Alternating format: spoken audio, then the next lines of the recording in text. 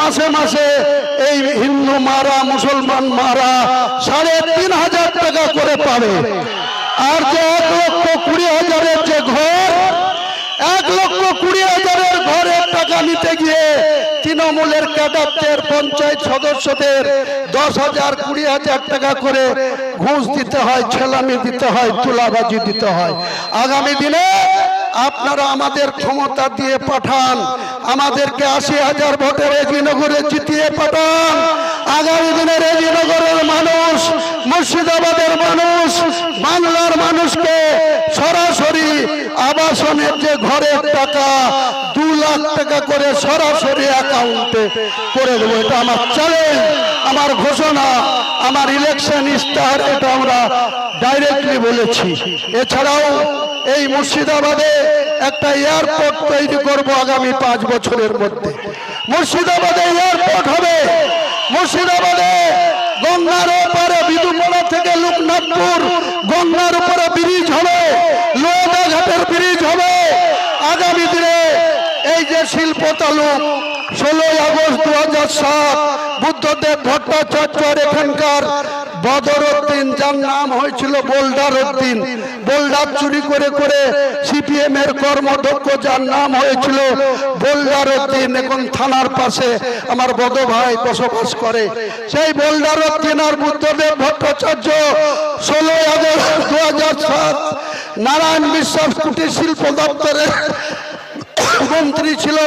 তিনি ওই উত্তরবঙ্গের যেটা জেলা থেকে জিতে এসেছিল, তারা সেদিন বলেছিল এই শিল্প তালুকে ১৮৩ একর জায়গাতে শিল্প হবে, ১০,০০০ রেজিনগরের কর্মসংস্থান হবে। আজকে তারা ২০১১তে হেরে গিয়েছে। মমতা ব্যানার্জি ১৫ বছরের সরকার, আজ পর্যন্ত ওই শিল্প তালুকে একটাও শিল্প হয়নি। গত ৩ বছর আগে মমতা ব্যানার্জি বলল ই বাসের কারখানা হবে, একটাও ইট গাঁথেনি। শুধু ধাপ্পাবাজি, শুধু মিথ্যাচারী, আর শুধু মুসলমানদেরকে ইউজ অ্যান্ড থ্রু করা। আগামী দিনে একটাও যারা প্রকৃত মুসলমান, ইমানদার মুসলমান, সৎ মুসলমান, তারা এই জোড়া ফুলে কেউ ভোট দেবেন না। এটা আরএসএস এর দল। মমতা ব্যানার্জি ডাইরেক্ট আরএসএস এর দালাল। ও নিজেই প্রার্থী তালিকা ডিক্লেয়ার করতে গিয়ে ঘোষণা করেছে যে আগেকার আরএসএস এর নেতারা অনেক ভালো ছিল, আমার সঙ্গে সুসম্পর্ক ছিল, এখনকার আরএসএস এর লোকরা ভালো না, আমার কথা শুনে চলে না। তাহলে আরএসএস এর কে? আর হুমায়ুন কবিরকে বলা হচ্ছে বিজেপির বি টিম। হুমায়ুন কবিরকে এই জেলায় দাঁড়িয়ে রাজীব কুমার ডিজিপি এবং চিফ সেক্রেটারি মনোজ পন এবং ডিএম রাজশ্রী মিত্রর সামনে দাঁড়িয়ে মমতা বন্দ্যোপাধ্যায় ২০২৪ সালের লোকসভা নির্বাচনের সময় আমাকে বলেছিল স্ট্রং ম্যান। আর সেই মমতা ব্যানার্জি দ্বিচারিতা দেখুন। ২০২৫ সালের ৪ঠা ডিসেম্বর আমাকে যখন শুধু বাবরি মসজিদ করার জন্য ববি হাকিম, নিয়ামত হাজি আর আকরুজ্জামানকে দিয়ে আমাকে সাসপেন্ড করা হচ্ছে, তখন কলকাতায় বসে ববি বলছে রেজিনগরে বসবাস করে, বেলডাঙ্গায় কেন বাবরি মসজিদ করবে, দাঙ্গা হবে। ৬ ডিসেম্বর ২০২৫ ৪ লক্ষ মানুষের উপস্থিতিতে বাবরি মসজিদের ভিত্তি স্থাপন করেছি। ৪.৫ মাস অতিক্রান্ত, কাজ চলছে, একটা কোনো দাঙ্গা হয়েছে, একটা কোনো আইন শৃঙ্খলার অবনতি হয়েছে? অথচ এই মুখ্যমন্ত্রী মমতা ব্যানার্জি সেদিন বাবরি মসজিদ করার জন্য এই হুমায়ুন কবিরকে শুধু সাসপেন্ড নাই, চরম অপমান করেছে।